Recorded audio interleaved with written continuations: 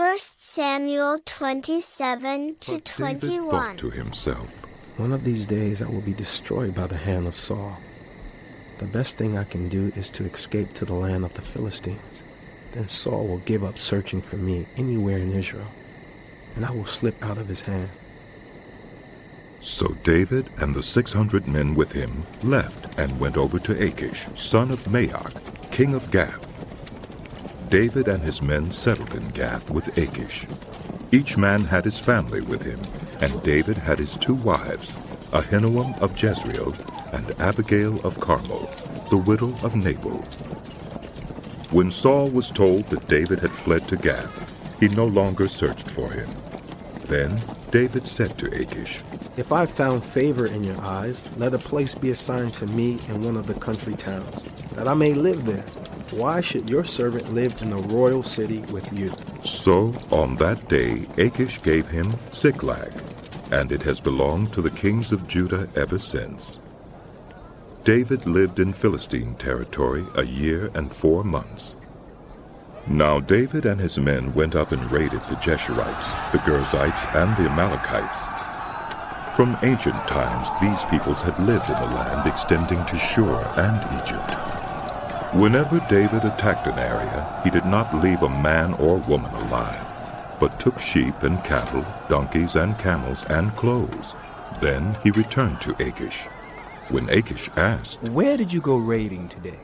David would say, Against the Negev of Judah, or, against the Negev of Jerahmeel, or. against the Negev of the Kenites. He did not leave a man or woman alive to be brought to Gath, for he thought, They might inform on us and say, This is what David did. and such was his practice as long as he lived in Philistine territory.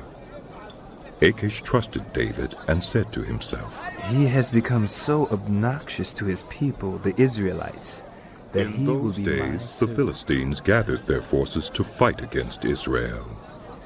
Achish said to David, You must understand that you and your men will accompany me in the army. David said. Then you will see for yourself what your servant can do. Achish replied, Very well. I will make you my bodyguard for life. Now Samuel was dead, and all Israel had mourned for him and buried him in his own town of Ramah. Saul had expelled the mediums and spiritists from the land. The Philistines assembled and came and set up camp at Shunem, while Saul gathered all Israel and set up camp at Gilboa. When Saul saw the Philistine army, he was afraid. Terror filled his heart. He inquired of the Lord, but the Lord did not answer him by dreams or Urim or prophets.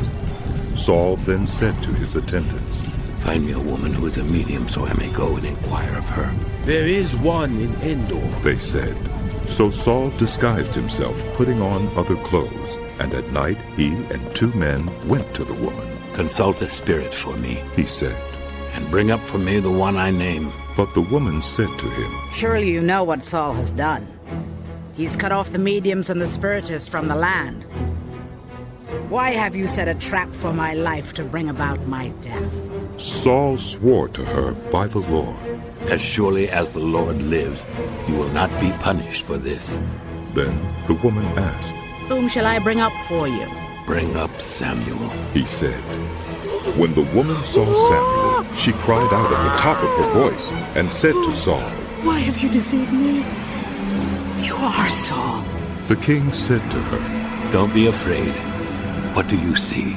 The woman said, I see a ghostly figure coming up out of the earth. What does he look like? He asked.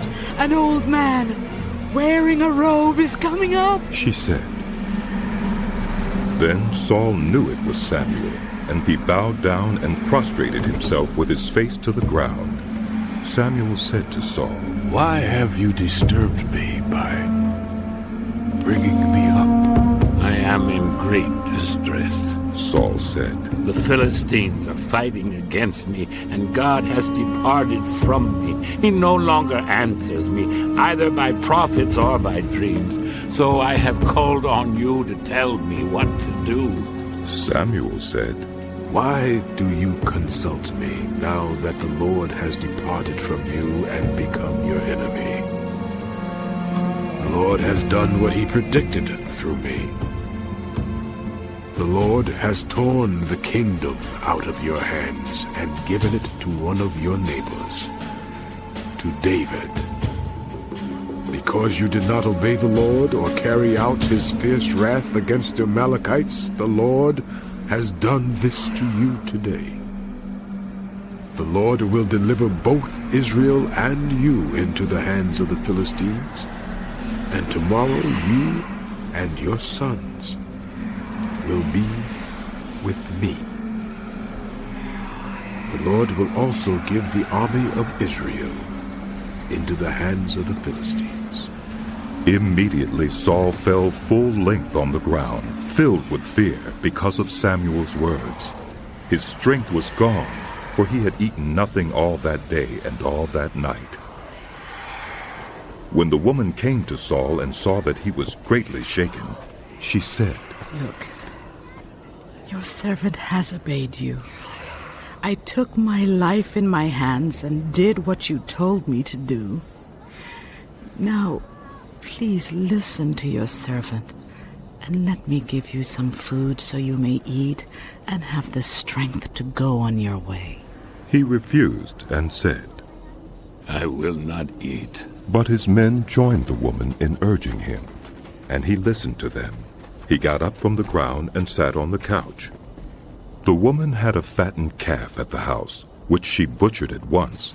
She took some flour, kneaded it, and baked bread without yeast. Then she set it before Saul and his men, and they ate. That same night they gathered all their forces at Aphek, and Israel camped by the spring in Jezreel. As the Philistine rulers marched with their units of hundreds and thousands, David and his men were marching at the rear with Achish. The commanders of the Philistines asked, What about these Hebrews? Achish replied, Is this not David, who was an officer of Saul, king of Israel? He has already been with me for over a year, and from the day he left Saul until now, I have found no fault in him. But the Philistine commanders were angry with Achish and said, Send the man back, that he may return to the place you assigned him. He must not go with us into battle, or he will turn against us during the fighting. How better could he regain his master's favor than by taking the heads of our own men? Isn't this the David they sang about in their dances? Saul has slain his thousands, and David his tens of thousands. So Achish called David and said to him, As surely as the Lord lives, you have been reliable, and I would be pleased to have you serve with me in the army. From the day you came to me until today, I have found no fault in you. But the rulers don't approve of you. Now, turn back and go in peace. Do nothing to displease the Philistine rulers. But what have I done? asked David. What have you found against your servant from the day I came to you until now? Why can't I go and fight against the enemies of my lord the king? Achish answered, I know that you have been as pleasing in my eyes as an angel of God. Nevertheless, the Philistine commanders have said he must not go up with us into battle. Now, get up early, along with your master's servants who have come with you, and leave in the morning as soon as it is light. So David and his men got up early in the morning to go back to the land of the Philistines. And the Philistines' men reached Ziklag on the third day. Now the Amalekites had raided the Negev and Ziklag. They had attacked Ziklag and burned it, and had taken captive the women who were in it, both young and old. They killed none of them, but carried them off as they went on their way. When David and his men reached Ziklag, they found it destroyed by fire, and their wives and sons and daughters taken captive. So David and his men wept aloud until they had no strength left to weep. David's 2 wives had been captured, Ahinoam of Jezreel and Abigail, the widow of Nabal of Carmel. David was greatly distressed because the men were talking of stoning him. Each one was bitter in spirit because of his sons and daughters. But David found strength in the Lord, his God. Then David said to Abiathar the priest, the son of Ahimelech, Bring me the ephod. Abiathar brought it to him, and David inquired of the Lord. Shall I pursue this raiding party? Will I overtake them? Pursue them. You will certainly overtake them and succeed in the rescue. David and the 600 men with him came to the Besor Valley, where some stayed behind. 200 of them were too exhausted to cross the valley, but David and the other 400 continued the pursuit. They found an Egyptian in a field and brought him to David. They gave him water to drink and food to eat, part of a cake of pressed figs and 2 cakes of raisins. He ate and was revived, for he had not eaten any food or drunk any water for 3 days and 3 nights. David asked him, Who do you belong to? Where do you come from? He said, I am an Egyptian, the slave of an Amalekite. My master abandoned me when I became ill 3 days ago. We raided the Negev of the Kerethites, some territory belonging to Judah, and the Negev of Caleb, and we burned Ziklag. David asked him. Can you lead me down to this raiding party? He answered, Swear to me before God that you will not kill me, or hand me over to my master, Swear before God. and I will take you down to them. He led David down, and there they were, scattered over the countryside, eating, drinking, and reveling because of the great amount of plunder they had taken from the land of the Philistines and from Judah. David fought them from dusk until the evening of the next day, and none of them got away, except 400 young men who rode off on camels and fled. David recovered everything the Amalekites had taken, including his 2 wives. Nothing was missing, young or old, boy or girl, plunder or anything else they had taken. David brought everything back. He took all the flocks and herds, and his men drove them ahead of the other livestock, saying, This is David's plunder. Then David came to the 200 men who had been too exhausted to follow him and who were left behind at the Besor Valley. They came out to meet David and the men with him. As David and his men approached, he asked them how they were. But all the evil men and troublemakers among David's followers said, Because they did not go out with us, we will not share with them the plunder we recovered. However, each man may take his wife and children and go. David replied, No, my brothers. You must not do that with what the Lord has given us. He has protected us and delivered into our hands the raiding party that came against us. Who will listen to what you say?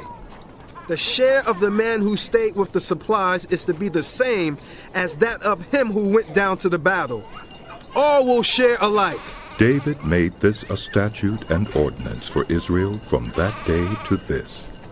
When David reached Ziklag, he sent some of the plunder to the elders of Judah, who were his friends, saying, Here's a gift for you from the plunder of the Lord's enemies. David sent it to those who were in Bethel, Ramoth Negev, and Jattir, to those in Aurora, Siphmoth, Eshtemoa, and Rachel, to those in the towns of the Jerahmeelites and the Kenites, to those in Hormah, Boration, Athak, and Hebron, and to those in all the other places where Philistines fought against Israel. The Israelites fled before them, and many fell dead on Mount Gilboa. The Philistines were in hot pursuit of Saul and his sons, and they killed his sons, Jonathan, Abinadab, and Malchishua. The fighting grew fierce around Saul, and when the archers overtook him, they wounded him critically. Saul said to his armor-bearer, Draw your sword and run me through, and these uncircumcised fellows will come and run me through and abuse me. But his armor-bearer was terrified and would not do it. So Saul took his own sword and fell on it. When the armor-bearer saw that Saul was dead, he too fell on his sword and died with him. So Saul and his 3 sons and his armor-bearer and all his men died together that same day. When the Israelites along the valley and those across the Jordan saw that the Israelite army had fled and that Saul and his sons had died, they abandoned their towns and fled, and the Philistines came and occupied them. The next day, when the Philistines came to strip the dead, they found Saul and his 3 sons fallen on Mount Gilboa. They cut off his head and stripped off his armor, and they sent messengers throughout the land of the Philistines to proclaim the news in the temple of their idols and among their people. They put his armor in the temple of the Ashtoreths and fastened his body to the wall of Bethshan. When the people of Jabesh Gilead heard what the Philistines had done to Saul, all their valiant men marched through the night to Bethshan. They took down the bodies of Saul and his sons from the wall of Bethshan and went to Jabesh, where they burned them. Then they took their bones and buried them under a tamarisk tree at Jabesh, and they fasted 7 days.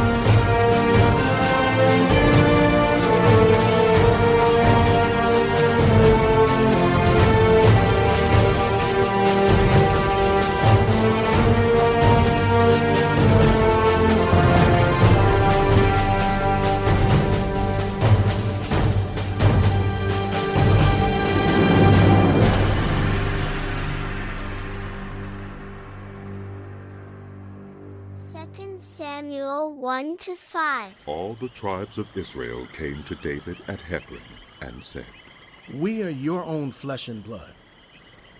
In the past, while Saul was king over us, you were the one who led Israel on their military campaigns. And the Lord said to you, You will shepherd my people Israel, and you will become their ruler. When all the elders of Israel had come to King David at Hebron, the king made a covenant with them at Hebron before the Lord, and they anointed David king over Israel. David was 30 years old when he became king, and he reigned 40 years. In Hebron he reigned over Judah 7 years and 6 months, and in Jerusalem he reigned over all Israel and Judah 33 years. The king and his men marched to Jerusalem to attack the Jebusites who lived there. The Jebusites said to David, You will not get in here. Even the blind and the lame can ward you off. They thought, David cannot get in here. Nevertheless, David captured the fortress of Zion, which is the city of David. On that day, David had said, Anyone who conquers the Jebusites will have to use the water shaft to reach those lame and blind who are David's enemies. That is why they say the blind and lame will not enter the palace. David then took up residence in the fortress and called it the City of David. He built up the area around it from the terraces inward, and he became more and more powerful because the Lord God Almighty was with him. Now Hiram, king of Tyre, sent messengers to David along with cedar logs and carpenters and stonemasons, and they built a palace for David. And David knew that the Lord had established him as king over Israel and had exalted his kingdom for the sake of his people Israel. After he left Hebron, David took more concubines and wives in Jerusalem, and more sons and daughters were born to him. These are the names of the children born to him there: Shemua, Shobab, Nathan, Solomon, Ibhar, Elishua, Nepheg, Japhiah, Elishama, Eliada, and Eliphalet. When the Philistines heard that David had been anointed king over Israel, They went up in full force to search for him, but David heard about it and went down to the stronghold. Now the Philistines had come and spread out in the valley of Rephaim, so David inquired of the Lord, Shall I go and attack the Philistines? Will you deliver them into my hands?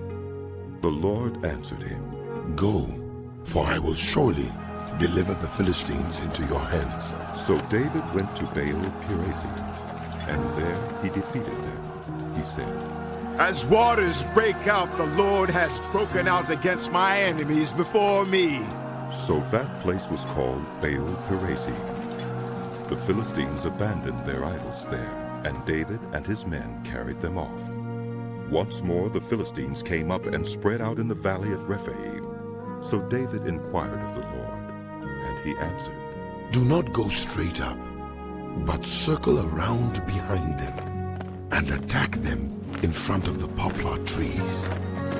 As soon as you hear the sound of marching in the tops of the poplar trees, move quickly, because that will mean the Lord has gone out in front of you to strike the Philistine army. So David did as the Lord commanded him, and he struck down the Philistines all the way from Gibeon. The Book of 2 Samuel.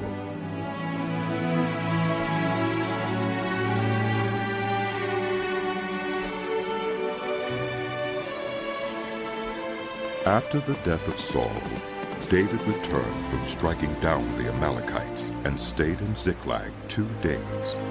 On the 3rd day, a man arrived from Saul's camp with his clothes torn and dust on his head. When he came to David, he fell to the ground to pay him honor. Where have you come from? David asked him. He answered, I have escaped from the Israelite camp. What happened? David asked. Tell me. The men fled from the battle. He replied. Many of them fell and died, and Saul and his son Jonathan are dead. Then David said to the young man who brought him the report, How do you know that Saul and his son Jonathan are dead? I happened to be on Mount Gilboa. The young man said. And there was Saul, leaning on his spear, with the chariots and their drivers in hot pursuit.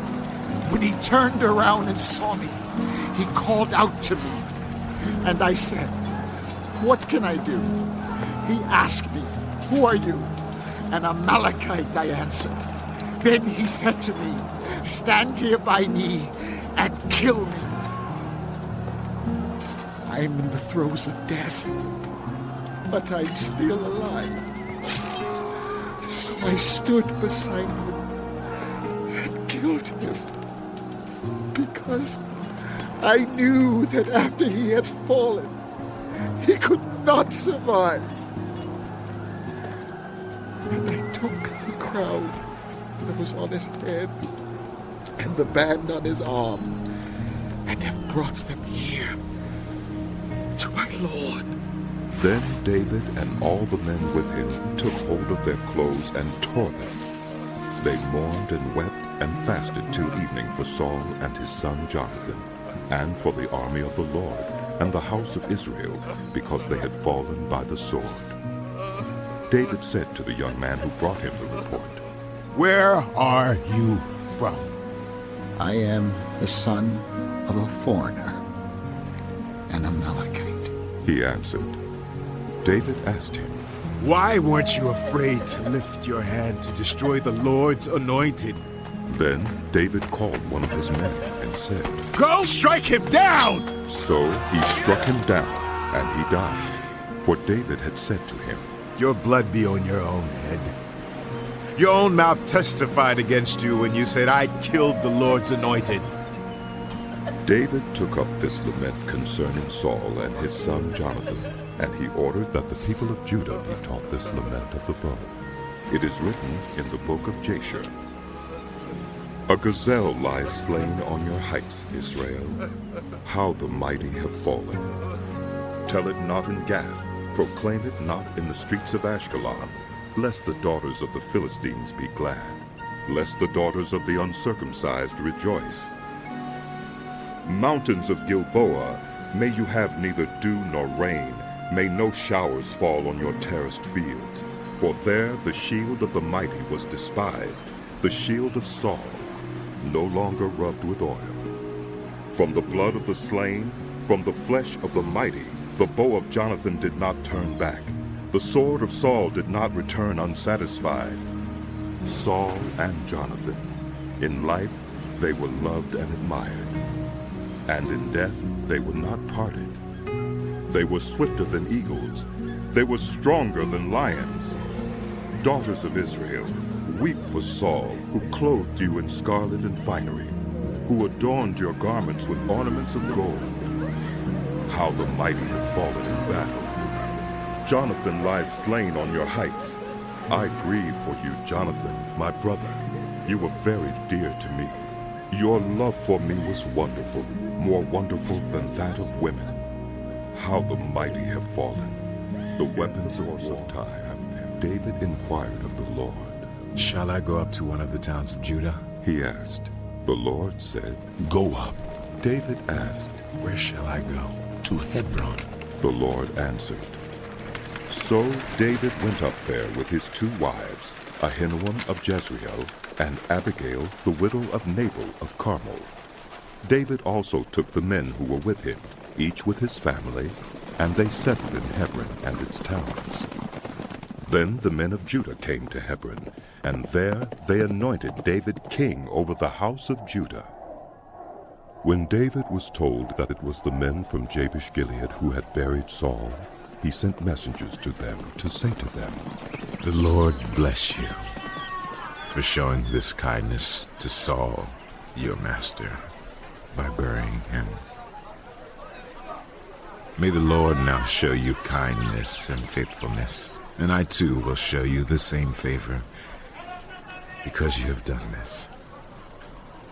Now then, be strong and brave, for Saul, your master, is dead, and the house of Judah has anointed me king over them.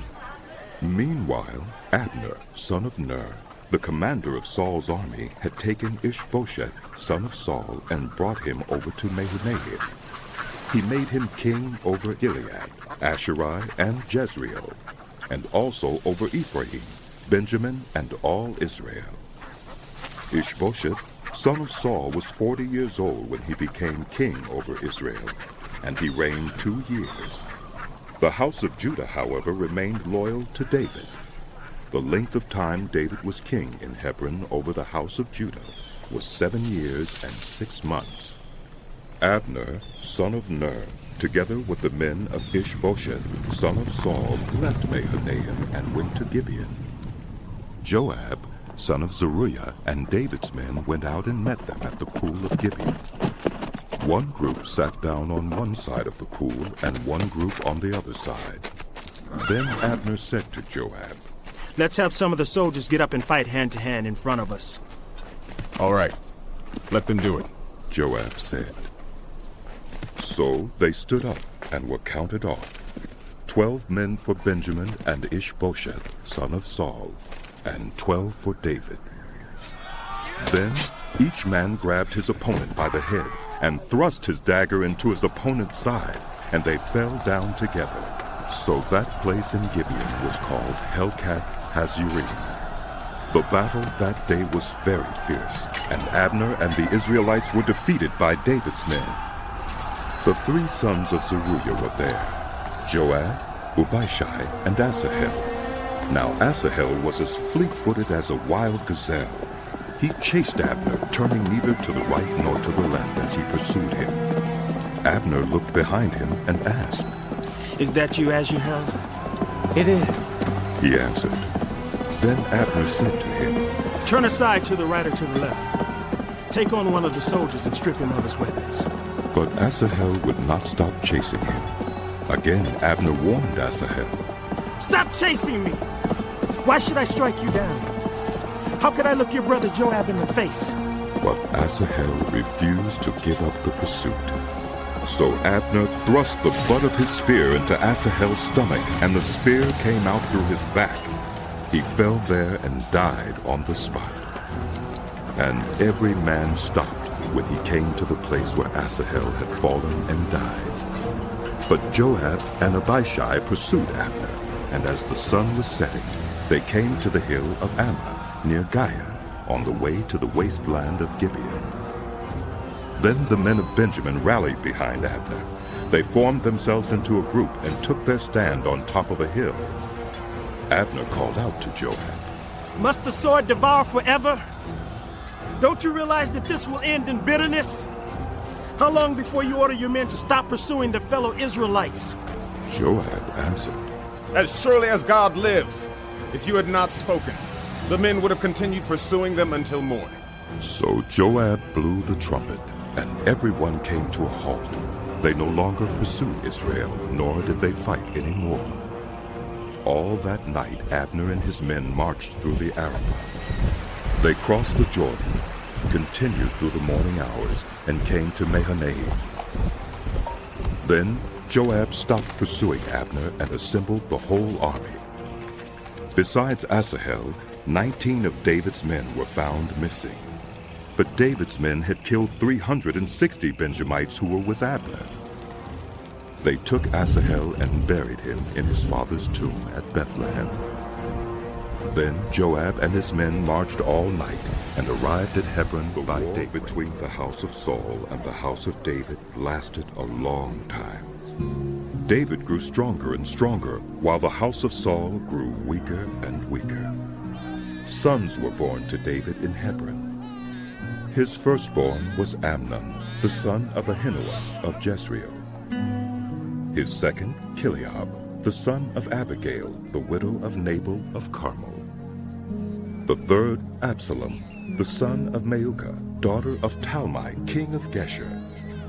The fourth, Adonijah, the son of Haggith. The fifth, Shephatiah, the son of Abital. And the sixth, Ithream, the son of David's wife Eglah. These were born to David in Hebron. During the war between the house of Saul and the house of David, Abner had been strengthening his own position in the house of Saul. Now Saul had had a concubine named Rizpah, daughter of Aiah.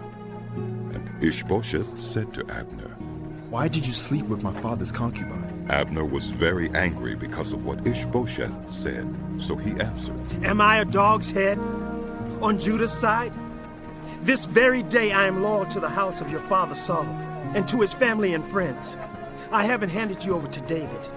Yet now you accuse me of an offense involving this woman. May God deal with Abner, be it ever so severely, if I do not do for David what the Lord promised him on oath, and transfer the kingdom from the house of Saul, and establish David's throne over Israel and Judah, from Dan to Beersheba." Ishbosheth did not dare to say another word to Abner because he was afraid of him. Then Abner sent messengers on his behalf to say to David, "Whose land is it?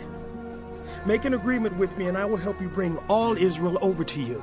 Good, said David. I will make an agreement with you. But I demand one thing of you. Do not come into my presence unless you bring Michal, daughter of Saul, when you come to see me. Then David sent messengers to Ishbosheth, son of Saul, demanding, "Give me my wife Michal, whom I betrothed to myself, for the price of 100 Philistine foreskins." So Ishbosheth gave orders and had her taken away from her husband Paltiel, son of Laish. Her husband, however, went with her, weeping behind her all the way to Buharam. Then Abner said to him, "Go back home." So he went back. Abner conferred with the elders of Israel and said, "For some time you have wanted to make David your king. Now do it. For the Lord promised David, 'By my servant David I will rescue my people Israel from the hand of the Philistines and from the hand of all their enemies.'" Abner also spoke to the Benjamites in person. Then he went to Hebron to tell David everything that Israel and the whole house of Benjamin wanted to do. When Abner, who had 20 men with him, came to David at Hebron, David prepared a feast for him and his men. Then Abner said to David, "Let me go at once and assemble all Israel for my lord the king, so that they may make a covenant with you, and that you may rule over all that your heart desires." So David sent Abner away, and he went in peace. Just then David's men and Joab returned from a raid and brought with them a great deal of plunder. But Abner was no longer with David in Hebron, because David had sent him away, and he had gone in peace. When Joab and all the soldiers with him arrived, he was told that Abner, son of Ner, had come to the king, and that the king had sent him away, and that he had gone in peace. So Joab went to the king and said, "What have you done? Look, Abner came to you. Why did you let him go? Now he is gone. You know Abner, son of Ner. He came to deceive you and observe your movements and find out everything you are doing." Joab then left David and sent messengers after Abner, and they brought him back from the cistern at Sirah. But David did not know it. Now when Abner returned to Hebron, Joab took him aside into an inner chamber, as if to speak with him privately. And there, to avenge the blood of his brother Asahel, Joab stabbed him in the stomach, and he died. Later, when David heard about this, he said, "I and my kingdom were forever innocent before the Lord concerning the blood of Abner, son of Ner. May his blood fall on the head of Joab and on his whole family. May Joab's family never be without someone who has a running sore, or leprosy, or who leans on a crutch, or who falls by the sword, or who lacks food." Joab and his brother Abishai murdered Abner, because he had killed their brother Asahel in the battle at Gibeon. Then David said to Joab and all of Joab's men, "Tear your clothes and put on sackcloth and walk in mourning in front of Abner." King David himself walked behind the bier. They buried Abner in Hebron, and the king wept aloud at Abner's tomb. All of Joab's men wept also. The king sang this lament for Abner. "Should Abner have died as the lawless died, your hands were not bound, your feet were not fettered. You fell as one falls before the wicked." And all of Joab's men wept over him again. Then they all came and urged David to eat something while it was still day. But David took an oath, saying, "May God deal with me, be it ever so severely, if I taste bread or anything else before the sun sets."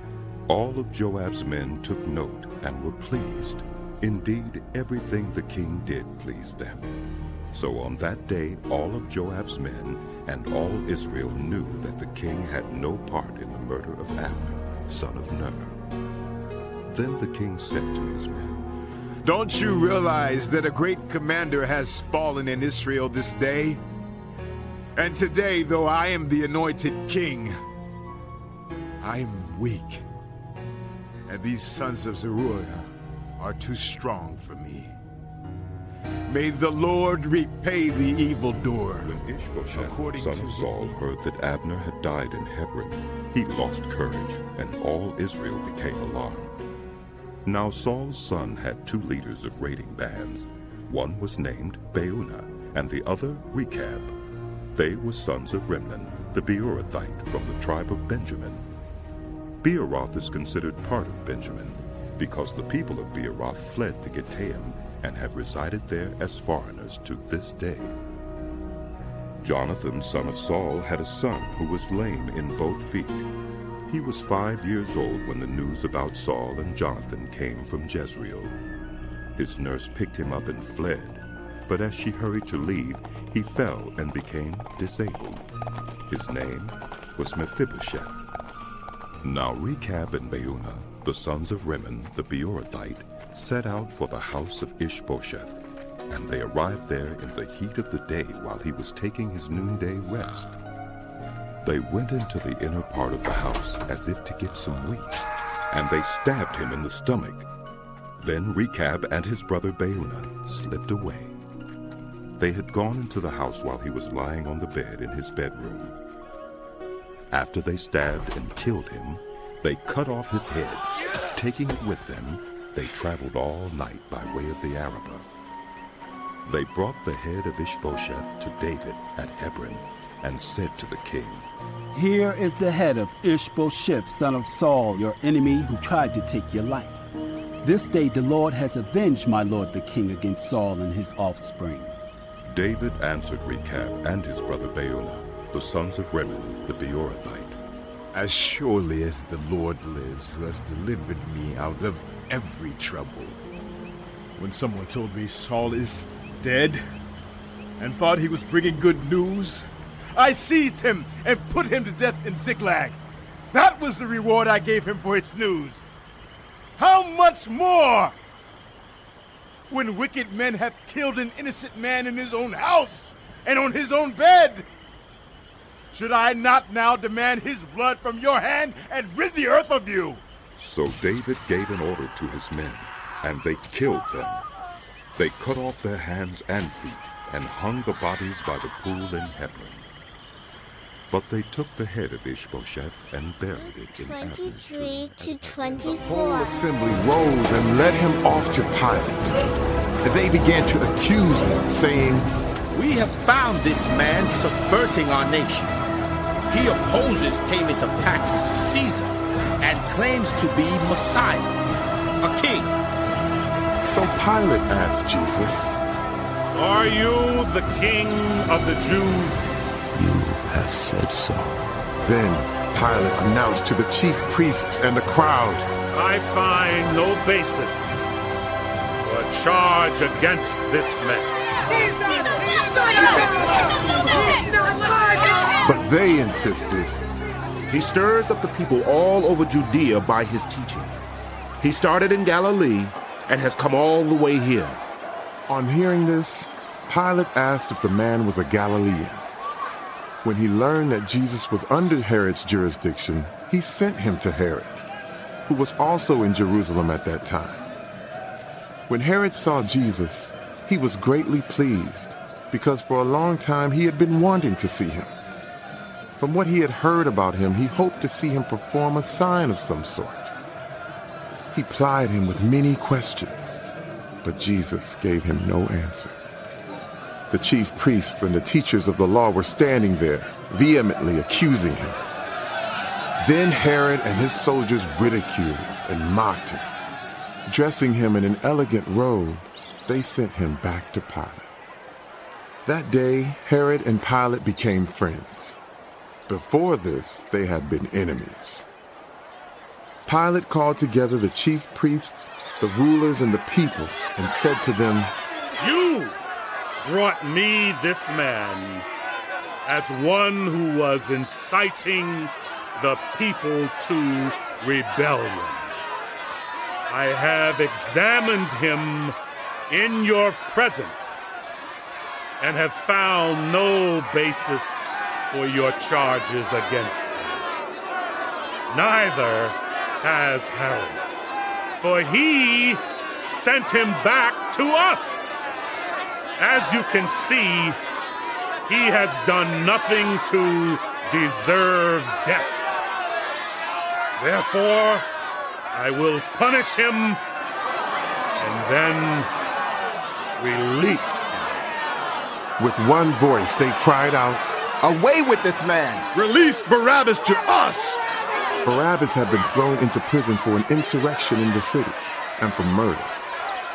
Wanting to release Jesus, Pilate appealed to them again, but they kept shouting, Crucify him! "Crucify him! Crucify him! He's not the king." For the third time, Pilate spoke to them. "Why? What crime has this man committed? I have found in him no grounds for the death penalty. Therefore, I will have him punished and then release him." But with loud shouts, they insistently demanded that he be crucified. And their shouts prevailed. So Pilate decided to grant their demand. He released the man who had been thrown into prison for insurrection and murder the one they asked for, and surrendered Jesus to their will. As the soldiers led him away, they seized Simon from Cyrene, who was on his way in from the country, and put the cross on him and made him carry it behind Jesus.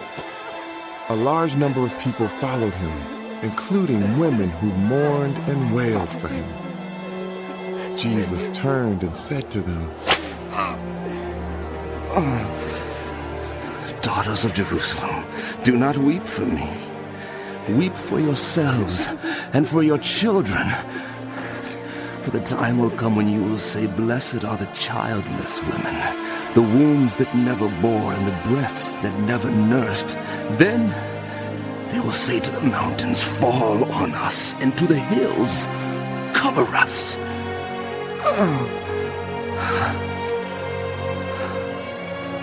For if people do these things when the tree is green, what will happen when it is dry? 2 other men, both criminals, were also led out with him to be executed. When they came to the place called the Skull, they crucified him there, along with the criminals, one on his right, the other on his left. Jesus said, Father, forgive them, for they do not know what they are doing. And they divided up his clothes by casting lots. The people stood watching, and the rulers even sneered at him. They said, He saved others. Let him save himself if he is God's Messiah, the chosen one. The soldiers also came up and mocked him. They offered him wine vinegar and said, If you are the king of the Jews, then save yourself. There was a written notice above him which read, This is the King of the Jews. One of the criminals who hung there hurled insult at him. Aren't you the Messiah? Save yourself and us! But the other criminal rebuked him. Don't you fear God? He said, Since you are under the same sentence, we are punished justly, for we are getting what our deeds deserve, but this man has done nothing wrong. Then he said, Jesus, remember me when you come into your kingdom. Jesus answered him,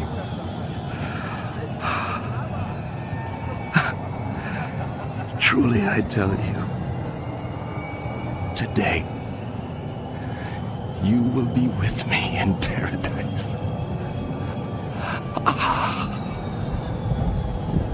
It was now about noon, and darkness came over the whole land until 3 in the afternoon. For the sun stopped shining, and the curtain of the temple was torn in 2. Jesus called out with a loud voice, Father,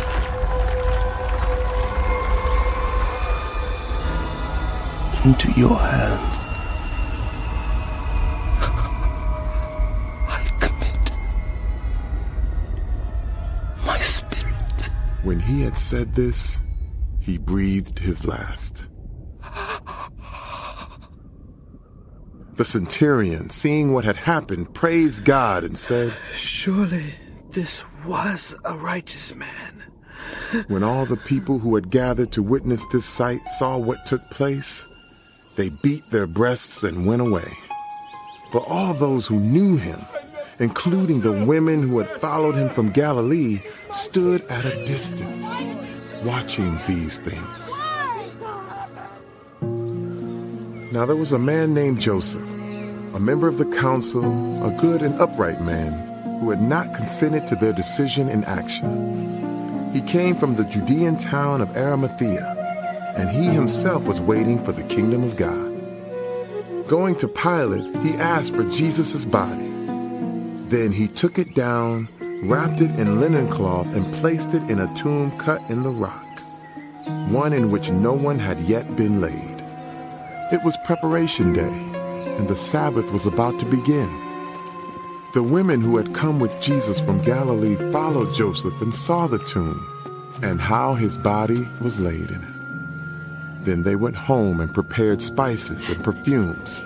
But they rested on the Sabbath in obedience to the day of the week.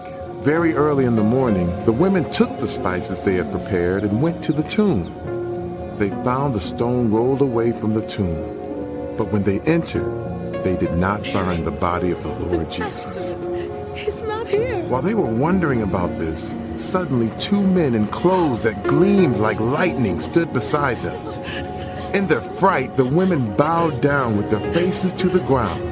But the men said to them, "Why do you look for the living among the dead? He is not here. He has risen. Remember how he told you while he was still with you in Galilee? The Son of Man must be delivered over to the hands of sinners, be crucified, and on the third day be raised again." Then they remembered his words. When they came back from the tomb, they told all these things to the 11 and to all the others. It was Mary Magdalene, Joanna, Mary, the mother of James, and the others with them who told this to the apostles. But they did not believe the women because their words seemed to them like nonsense. Peter, however, got up and ran to the tomb.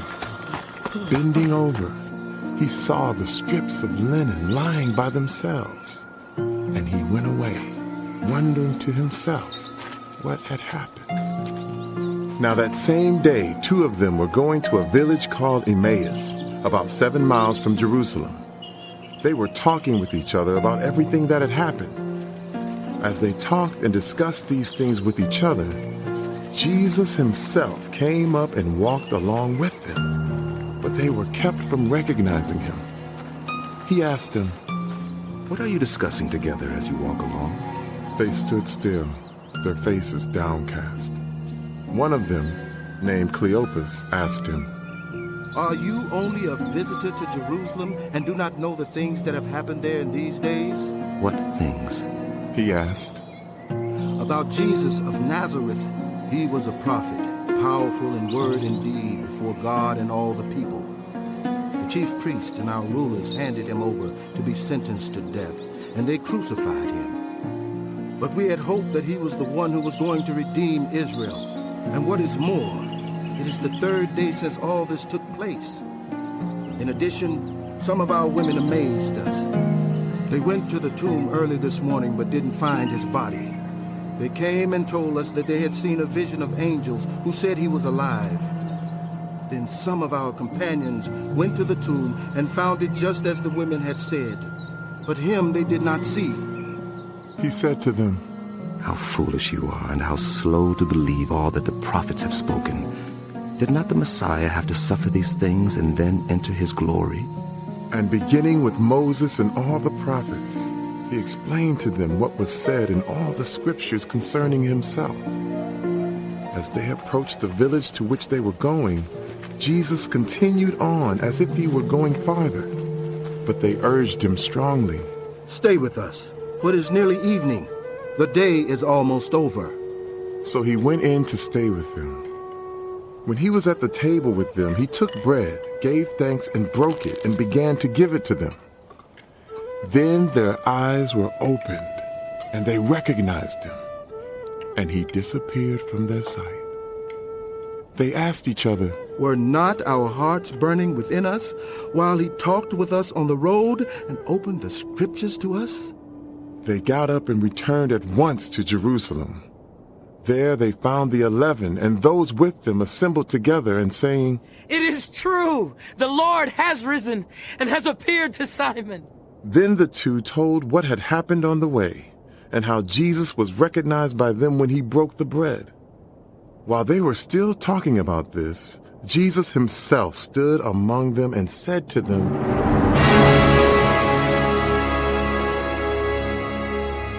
"Peace be with you." They were startled and frightened, thinking they saw a ghost. He said to them, "Why are you troubled? And why do doubts rise in your minds? Look at my hands and my feet. It is I myself. Touch me and see. A ghost does not have flesh and bones as you see I have." When he had said this, he showed them his hands and feet. And while they still did not believe it because of joy and amazement, he asked them, "Do you have anything here to eat?" They gave him a piece of broiled fish, and he took it and ate it in their presence. He said to them,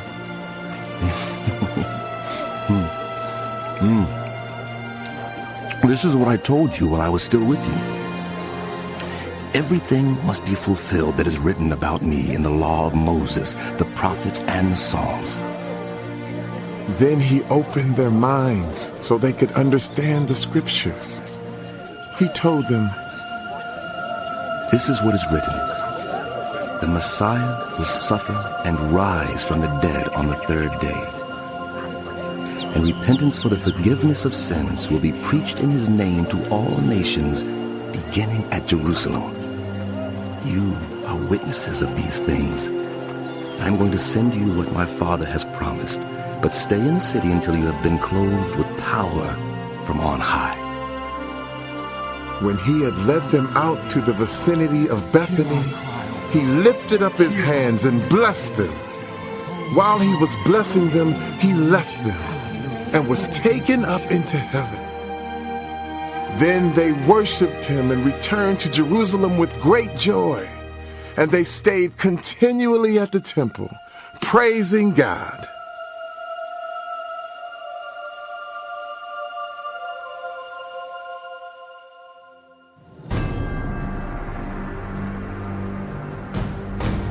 The end of the book of Luke.